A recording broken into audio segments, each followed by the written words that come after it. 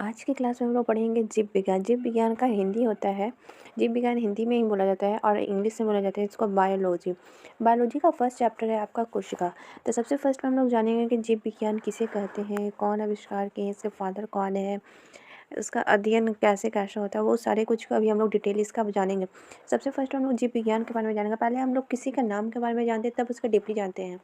अब हम किसी के जैसे किसी लड़का है, किसी लड़का से हम उससे नाम गाँव पूछे नहीं है और डायरेक्ट, या लड़की हो या लड़का जो भी, तो नाम गाँव पूछे नहीं और डायरेक्ट हम उससे फ्रेंडशिप कर ली, तो ये तो गलत बात है ना। वैसे ही हम लोग जब कोई सब्जेक्ट पढ़ते हैं ना, तो सबसे फर्स्ट में हम लोग सबसे पहले उसके बारे में इंट्रोडक्शन को जानते हैं कि what is a biology, biology किसे कहते हैं। या इसके अलग कोई और भी सब्जेक्ट रहता है, जैसे कंप्यूटर है, तो पहले सबसे फर्स्ट में हम लोग क्या पढ़ते हैं, व्हाट इज़ अ कंप्यूटर।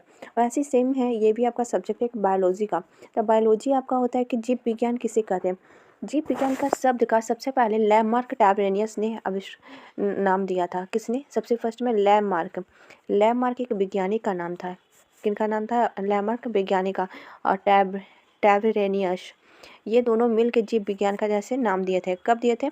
तो 1801 या 1802 में। ये दोनों जैसे कंफर्म डेट नहीं है, बट 1802 या 1801 में ही दिए थे। और फिर इसके बाद होता है, और जीव विज्ञान के पिता कहा जाता है अरस्तु को माना जाता है। जीव विज्ञान का पिता किसे कहा जाता है? अरस्तु को। जीव विज्ञान का पिता अरस्तु। और लेकिन यह दार्शनिक है, जैसे इसको सब लोग माने हैं कि अरस्तु को ही पिता कहा जाता है। यह जीवों के बारे में संग्रह किए हैं। ये किसके बारे में किए हैं? जीवों के बारे में, जैसे मानव के बारे में। और फिर वनस्पति विज्ञान के पिता किसे कहा जाता है? थ्रियोफेटिकस को। वनस्पति विज्ञान के पिता किसे कहा जाता है? वनस्पति विज्ञान के पिता कहा जाता है थ्रियोफेटिकस को। सबका जैसे जो आदमी रहता था, जो वैज्ञानिक रहता था, सबका अलग अलग खोज है। कोई वनस्पति को खोजा है। वनस्पति में से होता है पेड़ पौधे के बारे में अध्ययन करना, उसी को हम लोग कहते हैं वनस्पति विज्ञान, ठीक है। और जैसे कोई जीवों के बारे में खोजा है, उसी दोनों में बहुत फ़र्क होता है। जीव विज्ञान का खोज किसने किया है? लैम्बार्क और टैबरेनियस ने। और जीव विज्ञान के पिता किसे कहा जाता है? अरस्तु को। और वनस्पति विज्ञान का थ्रियोफेटिकस। ये आपका क्वेश्चन बहुत ज़रूरी है, बहुत ज़्यादा कि आता है क्वेश्चन में। कोई भी क्वेश्चन में कंपटीशन लेवल का क्वेश्चन आता है, उसमें भी आता है कि जीव विज्ञान के पिता किसे कहा जाता है। तो क्या आप लिखिएगा? अरस्तु। जीव विज्ञान का पिता किससे? अरस्तु। और जैसे अब रहता है कि जीव विज्ञान का खोज कब किया गया, तो किसी बुक में 1801 रहता है, किसी बुक में 1802 रहता है। अब फर्क, अब जो भी रहेगा वहाँ पे ऑप्शन, वो चीज़ में आप टिक आउट कीजिएगा। इसलिए हम दोनों आपको लिखवा दे रहे हैं, ठीक है। अब उसके बाद आपका सबसे फर्स्ट में आता है आपका ये हम लोग का बॉडी का सेल होता है। ऐसे ही हम लोग का बॉडी के अंदर स्ट्रक्चर बना हुआ रहता है सेल का। देखिए, जो रेड रेड आपका दिख रहा है वो आपका सेल है। सेल में होता है कोशिका। सेल में क्या होता है? कोशिका। अब कोशिका के पिता किसे कहा जाता है? कोशिका के पिता रॉबर्ट हुक को कहा जाता है। किसको? रॉबर्ट हुक को। ये भी आपका क्वेश्चन बहुत ज़्यादा आता है कि कोशिका का पिता किसे कहा जाता है? Robert Hooke. सारे लोग याद रखेंगे कि कोशिका के पिता किसे कहा जाता है? रॉबर्ट हुक को। यह मृत कोशिका का खोज किए हैं। ये किसका खोज किए हैं? मृत कोशिका। मृत में होता है डेड सेल। मृत कोशिका का खोज किए हैं। कब किए थे? 1665 में। जब ईस्वी आएगा, पूछेगा कि कोशिका के पिता किसे कहा जाता है, तो फर्स्ट में क्वेश्चन क्या आएगी? कोशिका के पिता तो रॉबर्ट हुक। और कौन सी कोशिका? या मृत कोशिका या जिंदा कोशिका? तो क्या ऑप्शन में लगेगा? मृत कोशिका। और ईस्वी क्या? 1665। उसके बाद फिर आपका आएगा कि कोशिका के टेक्निकल नाम। जैसे हर किसी व्यक्ति का एक शॉर्ट नेम रहता है, या आप उसको निकनेम मान लीजिए, या फिर एक बाहर का नाम रहता है, एक घर का नाम रहता है।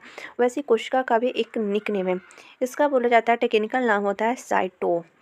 ये पूछा जाता है क्वेश्चन भी कि कोशिका का टेक्निकल नाम क्या होता है, तो क्या बोलिएगा? साइटो।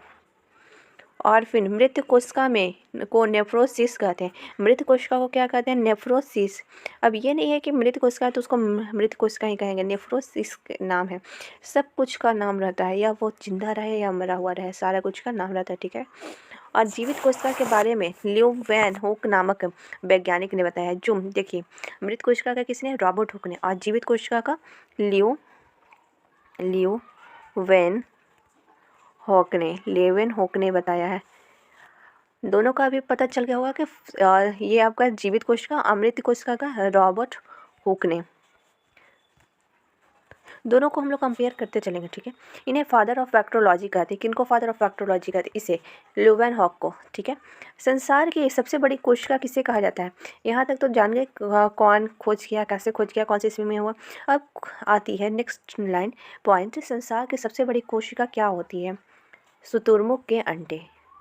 शुतुरमुर्ग के अंडे जो होते हैं, जो बहुत बड़े होते हैं, बहुत ज़्यादा बड़े होते हैं, कौन होते हैं? शुतुरमुर्ग के अंडे। हम ये जो आपकी क्वेश्चन है वो उसको भी हम आपको बनवाएंगे, ठीक है। पाए जाते हैं। और इसकी मोटाई कितनी होती है? और इसकी जो मोटाई होती है, जैसे ये मान के चलिए कि ये अंडा है, ठीक है। अब इसकी मोटाई कितनी होगी? तो 0.1 mm का मतलब होता है माइक्रोमीटर, ठीक है। अब उसके बाद आपका आता है नेक्स्ट क्वेश्चन कि संसार की छोटी कोशिका किसे कहते हैं? बड़ा कोशिका तो हम लोग शुतुरमुर्ग के अंडे को कहते हैं, और छोटी कोशिका हम लोग कहते हैं माइक्रोप्लाज्म को, प्लाज्मा। छोटी कोशिका माइक्रोप्लाज्म को। और लंबे कोशिका किसे कहते हैं? तंत्रिका तंत्र। तंत्रिका तंत्र हम लोग को कहाँ पे रहता है? ब्रेन को कहते हैं, ठीक है। ये आपका लंबी हो गई, सबसे बड़ी शुतुरमुर्ग के अंडे, छोटी माइक्रोप्लाज्मा और लंबी तंत्रिका तंत्र। ये तो आपका संसार का बात हो गया। अब इसके आगे और कुछ क्वेश्चन देखते हैं। फिर देखते हैं कि मानव शरीर में, अब हम लोग क्या देख रहे हैं? मैन के अंदर कौन सा सबसे बड़ा, मानव शरीर में सबसे बड़ा कोशिका कौन रहता है? अंडाणु। क्या रहता है? अंडाणु। अंडाणु का इंग्लिश में क्या होता है? जिनको पता होगा वो कमेंट करके बताइएगा। इसका मैं नहीं बताऊंगी इंग्लिश आपको, ठीक है। और फिर उसके बाद नेक्स्ट क्वेश्चन, मानव में छोटी कोशिका क्या होता है? मानव में छोटी कोशिका क्या होता है? मानव में छोटी कोशिका हम लोग शुक्राणु को कहते हैं। मानव में लंबे कोशिका, और फिर वो संसार की भी कोशिका थी, और फिर मानव में भी कोशिका, वही चीज़ रहेंगे। तंत्रिका तंत्र को ही लंबे कोशिका कहते हैं। दोनों में एक ही आएंगे, ठीक है। कोशिका सिद्धांत में स्लाइडन एवं स्वान नामक व्यक्ति ने दिया था। जो ये कोशिका का सिद्धांत था, सिद्धांत वो किसने दिया था? स्लाइडेन एवं स्वान नामक व्यक्ति ने दिया था। जैसे सिद्धांत का मतलब क्या होता है कि इनके बारे में सारा कुछ किसने दिया था? स्लाइडेन एवं स्वान नामक व्यक्ति ने दिया था। और उसके बाद इन्होंने कहा कि शरीर में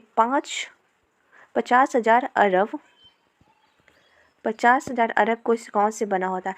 मानव का जो शरीर होता है वो कितनी कोशिकाएं, जैसे कितनी सेल से बनी होती है? 50,000 अरब कोशिकाएं या सेल से बनी होती है।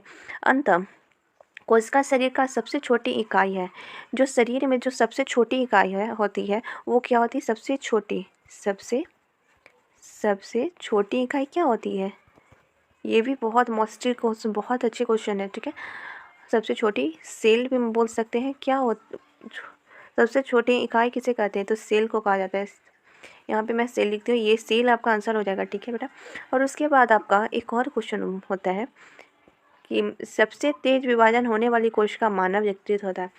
विभाजन सबसे तेज का मतलब तो पता होगा कि सबसे तेज क्या होता है? सबसे तेज विभाजन, जैसे डिवाइड करना, अलग कर देना, उसी को कौन सा कोशिका होता है? यकृत कोशिका सबसे फास्ट यही कोशिका है जो अलग अलग कर देता है। ये आपका कोशिका का इतना जो एक टॉपिक था बेटा, वही इतना कुछ आएगा।